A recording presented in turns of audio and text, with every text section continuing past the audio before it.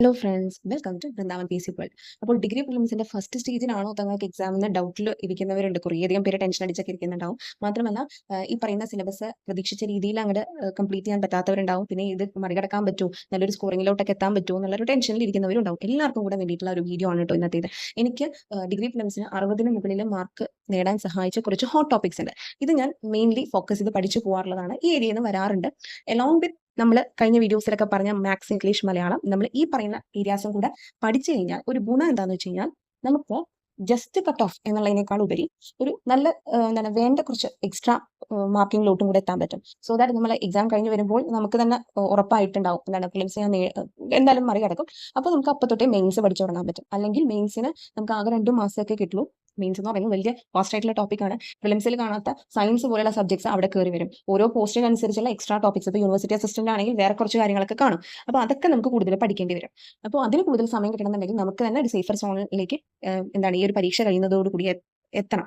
അപ്പോൾ അത് short list വരാൻ ഒന്നും കാത്തു നിൽക്കരുത്. നമുക്ക് തന്നെ സ്വയം എന്താണ് നേടാൻ പറ്റണം. ആ ഒരു ജസ്റ്റ് ഇപ്പോൾ കയ്യാലപ്പുറത്തെ തേങ്ങ പോലെ അങ്ങോട്ടാണോ ഇങ്ങോട്ടാണോ എന്നുള്ളൊരു സംശയത്തിൽ ഇരുന്ന് കഴിഞ്ഞാൽ നമുക്ക് പഠിക്കണോ വേണ്ടിയോ എന്നുള്ളൊരു ഡൗട്ടിൽ നമ്മൾ സമയം കളയും. അപ്പോൾ അതിനേക്കാളും നല്ലത് നമുക്ക് തന്നെ ഉറപ്പിച്ചിരിക്കാൻ പറ്റുക എന്നുള്ളതാണ്. അതിന് ഏറ്റവും നല്ലത് നമ്മൾക്ക് ഒരു 60 മുകളിലൊക്കെ ടാർഗറ്റ് ചെയ്യാം മാക്സിമം നിങ്ങൾ. അപ്പോൾ എന്തായാലും ഒരു 50ക്ക് മുകളിലൊക്കെ എത്തും.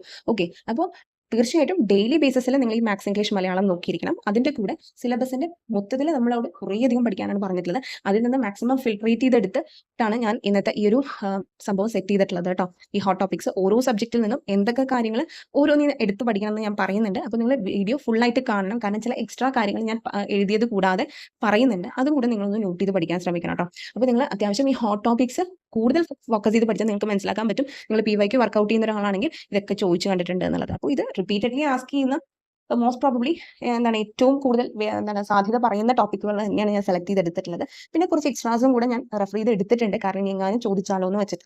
ഓക്കെ, ഇതൊക്കെ നമ്മളുടെ ഇപ്പോൾ നമുക്ക് പറയാൻ പറ്റില്ല. അവരിപ്പോൾ ഒന്നും ടച്ച് ചെയ്യാത്ത ഏരിയയും ചിലപ്പോൾ ഒന്നോ രണ്ടോ ഒക്കെ വരാം. പക്ഷെ എന്നാലും നമ്മൾ സ്ഥിരം പഠിച്ചെടുക്കേണ്ട കുറച്ച് കാര്യങ്ങളുണ്ട്. അപ്പോൾ ഇത് കൂടുതലും നിങ്ങൾ ഫോക്കസ് ചെയ്ത് പഠിക്കുക. അപ്പോൾ നമുക്ക് നോക്കാം ഏതൊക്കെയാണ്. അതിനു മുൻപ് ചാനൽ ആദ്യമായിട്ടാണ് കാണുന്നതെങ്കിൽ നിങ്ങൾ സബ്സ്ക്രൈബ് ചെയ്യാൻ മറക്കരുത്. അതുപോലെ തന്നെ എനിക്കൊരു ടെലിഗ്രാം ചാനലുണ്ട്, വൃന്ദാവൻ PSC വേൾഡ് എന്ന് പറഞ്ഞിട്ട്. അതിൽ ഞാൻ 5 തൊട്ട് 10 വരെയുള്ള കുട്ടികൾ 5 തൊട്ട് 10 വരെയുള്ള SCRT ക്ലാസ്സസ് എടുക്കുന്നുണ്ട്. LDC, LGS, VFAക്ക് വേണ്ടിയിട്ടാണ്. പിന്നെ അതിനുവേണ്ടി ടെസ്റ്റ് സീരീസും ചെയ്യുന്നുണ്ട്. അത് നിങ്ങൾക്ക് ഇനി ഇത് കഴിഞ്ഞിട്ട് ആ കറസ്പോണ്ടിങ് എക്സാംസ് പ്രിപ്പയർ ചെയ്യണമെങ്കിൽ അതിന് ഹെൽപ്ഫുൾ ആകും. സോ താല്പര്യം ഉണ്ടെങ്കിൽ നിങ്ങൾ ജോയിൻ ചെയ്തിട്ട് എനിക്ക് ഡയറക്റ്റ് മെസ്സേജ് ചെയ്താൽ മതി. അപ്പോൾ നമുക്ക് ഹോട്ട് ടോപ്പിക്സ് ആദ്യം നമ്മൾ ഹിസ്റ്ററിയാണ് നോക്കാൻ പോകുന്നത്. വേൾഡ് ഹിസ്റ്ററി റിലേറ്റഡ് ആയിട്ട് ഞാൻ 4 എണ്ണമാണ് എഴുതിയിട്ടുള്ളത്.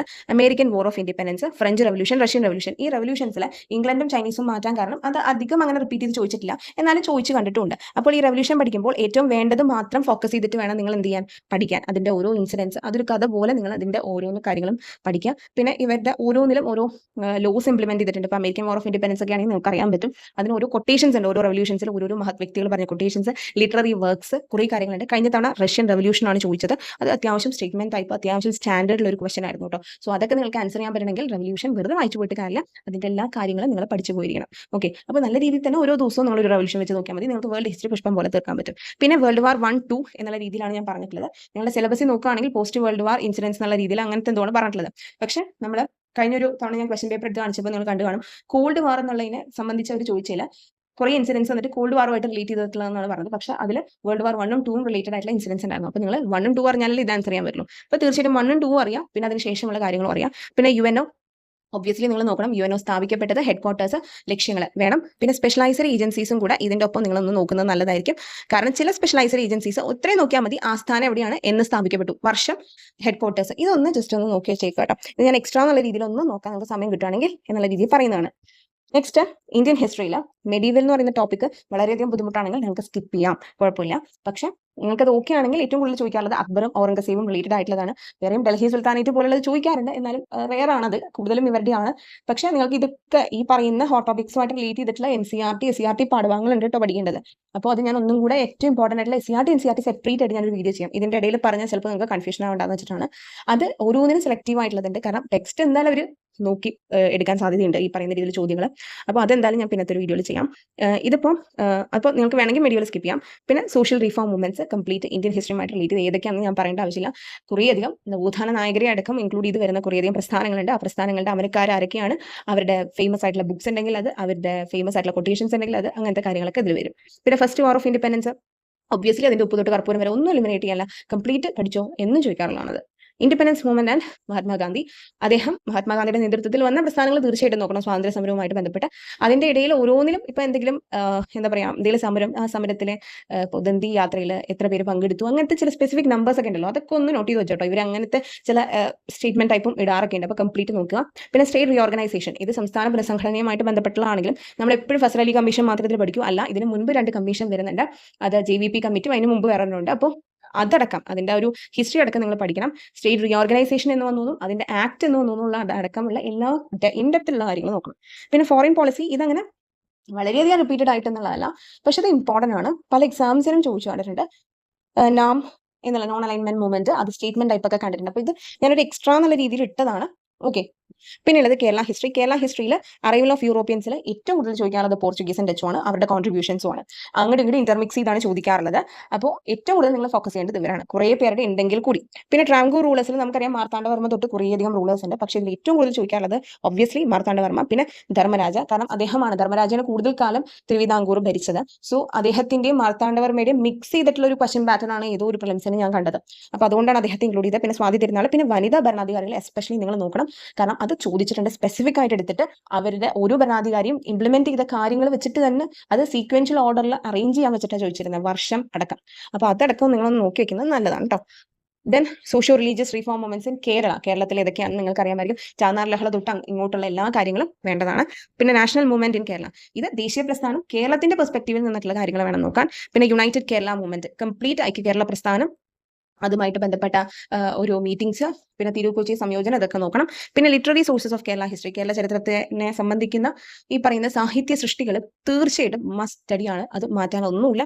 അത് പലരുടെയും മിക്സ് ചെയ്ത് സ്റ്റേറ്റ്മെന്റ് ആയിട്ടും ചോദിക്കും, മാച്ച് ദ ഫോളോയിങ് ആയിട്ടും ചോദിക്കും. ഓക്കെ. അപ്പോൾ അത് നല്ല രീതിയിൽ ജസ്റ്റ് ബൈ ഹാർട്ട് അങ്ങനെ പഠിക്കാതെ നിങ്ങളത് സ്റ്റേറ്റ്മെന്റ് ടൈപ്പ് ആയിട്ട് തന്നെ പഠിക്കുക കേട്ടോ. വളരെ ടഫായിട്ട് ചോദിച്ചിട്ടുണ്ട് ഈ ഒരു മേഖലയിൽ നിന്ന്. അപ്പോൾ ഇതൊക്കെ നിങ്ങൾക്ക് ചിലപ്പോൾ ഇപ്പോഴേ പഠിച്ച് സെറ്റായി കഴിഞ്ഞാൽ നിങ്ങൾക്ക് ഏത് എക്സാമിനും പയറ്റാൻ പറ്റും. ഓക്കെ. നെക്സ്റ്റ് ജിയോഗ്രഫിയാണ്. ജിയോഗ്രഫിയിൽ വേൾഡിൽ നിന്ന് ഇത്രയും നമ്മൾ നോക്കണം. കാരണം ഇതിൽ നിന്ന് നമുക്ക് അധികം മാറ്റാനില്ല. എർത്തിന്റെ സ്ട്രക്ചർ സിമ്പിൾ ആയിട്ട് നമുക്ക് പഠിക്കാം കേട്ടോ. ഏറ്റവും സിമ്പിൾ ആയിട്ട് പഠിക്കാൻ പറ്റുന്ന ഈസി ആയിട്ടുള്ള ഒരു ടോപ്പിക്കാണ് എർത്തിന്റെ സ്ട്രക്ചർ. ഡിസ്കണ്ടിന്യൂറ്റീസ് എല്ലാം കൃത്യമായിട്ട് പഠിക്കുക.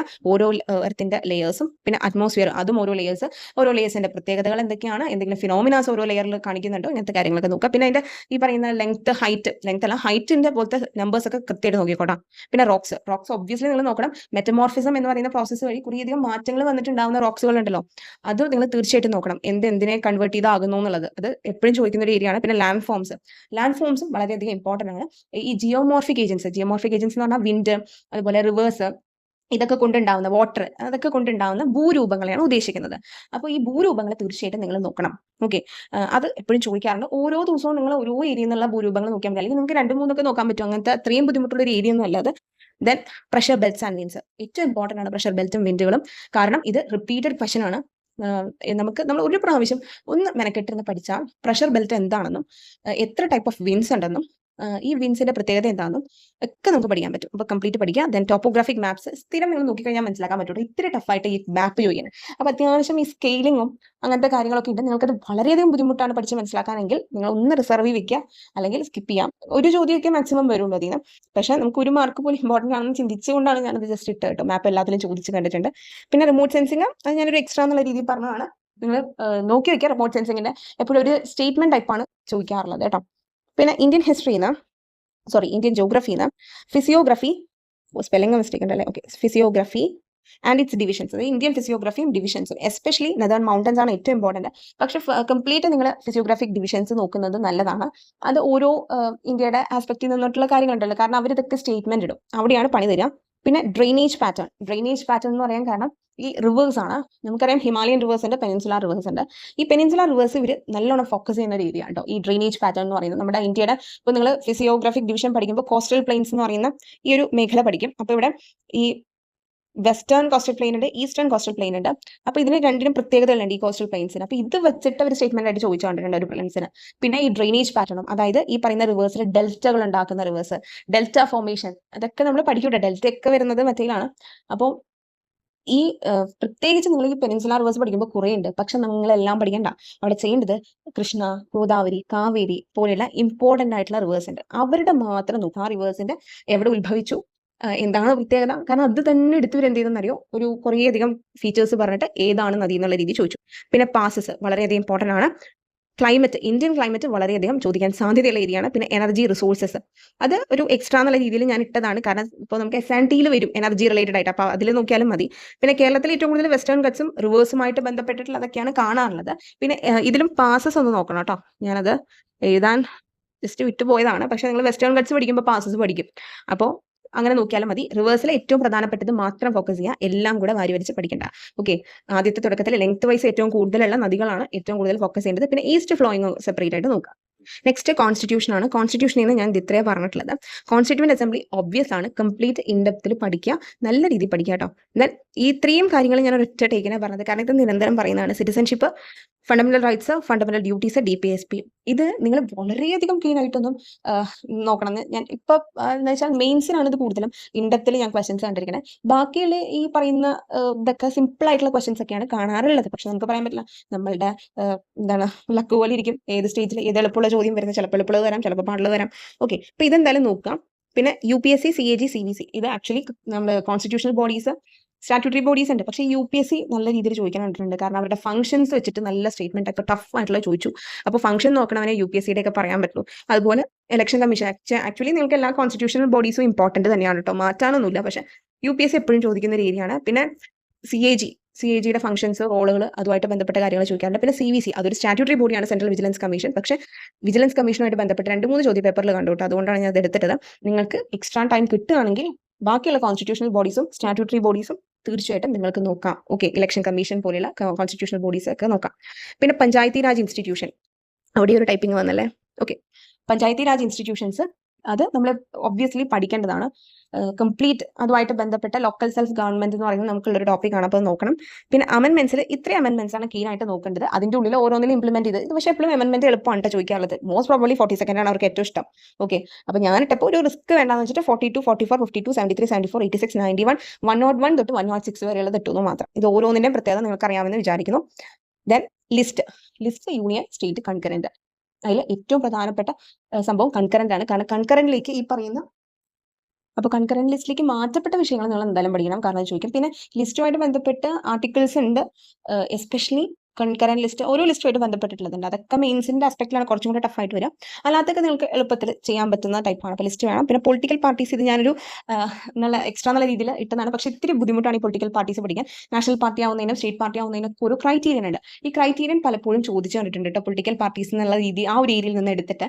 അപ്പോൾ ഇലക്ഷൻ വരുന്നത് കൊണ്ടും നമ്മൾ എക്സാം എഴുതുന്ന ഒരു ടൈമിൽ ഇതായതുകൊണ്ട് ചിലപ്പോൾ ചോദിക്കാം, ഇലക്ഷനുമായിട്ട് റിലേറ്റഡ് ആയതുകൊണ്ട്. പക്ഷെ നിങ്ങൾക്ക് ഇത് ബുദ്ധിമുട്ടാണെങ്കിൽ നിങ്ങളത് മാറ്റി നിർത്താം.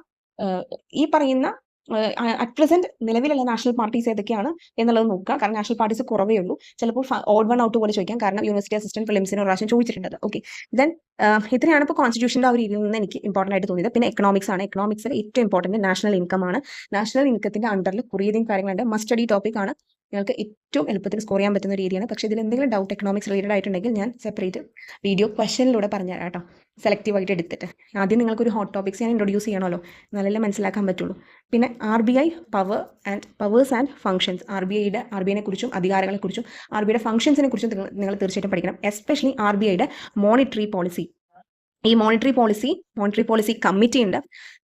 ഈ മോണിറ്ററി പോളിസി ചെയ്യുന്നത് RBI ആണ്. ഫിസ്ക്കൽ പോളിസി എപ്പോഴും ഗവൺമെന്റ് ആണ് ചെയ്യുക. ഇത് കംപ്ലീറ്റ് മോണിറ്ററി പോളിസി ടൂൾസ് ഉണ്ട്. ഈ ടൂൾസ് കംപ്ലീറ്റ് നിങ്ങൾ പഠിക്കണം. അത് ക്വാണ്ടിറ്റേറ്റീവ് ഉണ്ട്, ക്വാളിറ്റേറ്റീവ് ഉണ്ട്. ഇത് നിങ്ങൾക്ക് ഒരു ബ്രീഫായിട്ട് അതിനെക്കുറിച്ച് ഒരു ഐഡിയ കിട്ടണമെന്നുണ്ടെങ്കിൽ നിങ്ങളൊന്ന് കമന്റ് ചെയ്താൽ മതി. ഞാനത് സെപ്പറേറ്റ് ആയിട്ട് ഒരു ക്ലാസ് പോലെ ക്വസ്റ്റനിലൂടെ ഞാൻ നിങ്ങൾക്ക് കംപ്ലീറ്റ് ക്വാണ്ടിറ്റേറ്റീവ്, ക്വാളിറ്റേറ്റീവ് എളുപ്പത്തിൽ ഞാൻ പറഞ്ഞുതരാം. CRR, SLR, അങ്ങനെ കുറേ ഉണ്ട്, ഓപ്പൺ മാർക്കറ്റ് ഓപ്പറേഷൻ. പക്ഷേ എളുപ്പത്തിൽ നമുക്ക് സ്കോർ ചെയ്യാൻ പറ്റുന്നു. അത്യാവശ്യം ഐഡിയ ഉണ്ടെങ്കിൽ ഇതിൽ നിന്ന് ഫുൾ മാർക്സ് സ്കോർ ചെയ്യാം. കാരണം എപ്പോഴും സ്റ്റേറ്റ്മെന്റ് ആണ് ചോദിക്കാറുള്ളത് ഇതിന്. പിന്നെ ബഡ്ജറ്റിന്റെ കമ്പോണൻസ് ഉണ്ട്. കമ്പോണൻസ് പഠിക്കണം. ഡെഫിസിറ്റ് കംപ്ലീറ്റ് പഠിക്കണം. ഫിസ്ക്കൽ ഡെഫിസിറ്റ്, പ്രൈമറി ഡെഫിസിറ്റ്, ഇതൊക്കെ ചോദിക്കാൻ സാധ്യതയുള്ളതാണ്. പിന്നെ ടാക്സസിൽ കോർപ്പറേറ്റ് ടാക്സ്, മറ്റേ ഇൻകം ടാക്സ്, ഇതൊക്കെ ഉണ്ട്. ഈ ടാക്സസ് ഒന്ന് ആ ഒരു കാറ്റഗറൈസേഷൻ നിങ്ങൾ മനസ്സിലാക്കിയിരിക്കണം. കാരണം അവർ ചോദിച്ചിട്ടുണ്ട് ഇതിലാണ് ഇപ്പോൾ ലേറ്റസ്റ്റ് ബഡ്ജറ്റിൽ വരുത്തിയെന്നുള്ള രീതിയിൽ. അപ്പോൾ ഇത് നിങ്ങൾ ലേറ്റസ്റ്റ് ബഡ്ജറ്റുമായിട്ട് റിലേറ്റ് ചെയ്ത് പഠിക്കാൻ ശ്രമിക്കണം കേട്ടോ. നടന്നത് അത് ഈ പ്രാവശ്യത്തെ എങ്ങനെയാണ്, വരവ് ചെലവ് എന്തിനൊക്കെ നീക്കിയിരിപ്പ് എന്നുള്ള കാര്യങ്ങളൊക്കെ വെച്ചിട്ട്. പിന്നെ GST നിങ്ങൾ സെപ്പറേറ്റ് ആയിട്ട് എടുത്ത് പഠിക്കേണ്ടതാണ്. ഇപ്പോൾ ലേറ്റസ്റ്റ് ആയിട്ട് സ്ലാബ് ഒക്കെ മാറിയതുകൊണ്ട് തീർച്ചയായിട്ടും ചോദിക്കും. GST എപ്പോഴും ചോദിക്കാനുള്ള ഏരിയയാണ്. അതുമായിട്ട് ബന്ധപ്പെട്ട് നിങ്ങൾക്ക് GST കൗൺസിലും നോക്കാം. പിന്നെ ഇവിടെ 5 ഇയർ പ്ലാനിൽ ഞാൻ ഏറ്റവും ഇമ്പോർട്ടൻ്റ് ആയിട്ട് 2, 5, 9, 11, 12 പറഞ്ഞത്. അത് ഏറ്റവും കൂടുതൽ ചോദിക്കാറുള്ളതെന്ന് വെച്ചിട്ടാണ് നിങ്ങൾക്ക് ബാക്കിയുള്ളത് പറ്റിയ എക്സ്ട്രാ എന്നുള്ള രീതിയിൽ നോക്കാം. പിന്നെ നീതി ആയോഗ് ഒബ്വിയസ് ആണ്. നീതി ആയോഗിന്റെ ലേറ്റസ്റ്റ് ആയിട്ടുള്ള കാര്യങ്ങൾ, എന്തെങ്കിലും കാര്യങ്ങൾ പുതുതായിട്ട് കൊണ്ടുവരാൻ നോക്കുന്നുണ്ടോ എന്നുള്ളത്. പിന്നെ നിങ്ങൾ ഒരു കാര്യം മറക്കരുത്, ബഡ്ജറ്റിന്റെ പറഞ്ഞപ്പോൾ ലേറ്റസ്റ്റ് ആയിട്ട് ഇംപ്ലിമെന്റ് ചെയ്യാൻ പോകുന്ന പ്രോഗ്രാംസ് അത് കറണ്ട് അഫെയർ ഓറിയന്റഡ് ആണ്. അത് അതിന്റെ കൂടെ പഠിച്ചിരിക്കണം. അപ്പോൾ ഇത്രയും ടോപ്പിക്സ് ഇമ്പോർട്ടൻ്റ് ആണ്. ഇനി ഇതിന്റെ ബാക്കിയുള്ള കുറച്ച് ഏരിയാസും കൂടി ഉണ്ട്. അതും കൂടെ കഴിഞ്ഞാൽ ഇനി കുറച്ചും കൂടി ഉള്ളൂ. അപ്പോൾ അത് ഞാൻ നെക്സ്റ്റ് വീഡിയോയിൽ ചെയ്യാം. അതുകൂടെ കഴിഞ്ഞാൽ നമുക്ക് ഈ ഒരു ഹോട്ട് ടോപ്പിക്സ് കംപ്ലീറ്റ് ആവും. ഇത് മാക്സിമം പഠിച്ചെടുക്കാൻ ശ്രമിക്കാം. നമുക്ക് നെക്സ്റ്റ് വീഡിയോയിൽ കാണാം. Thank you for watching.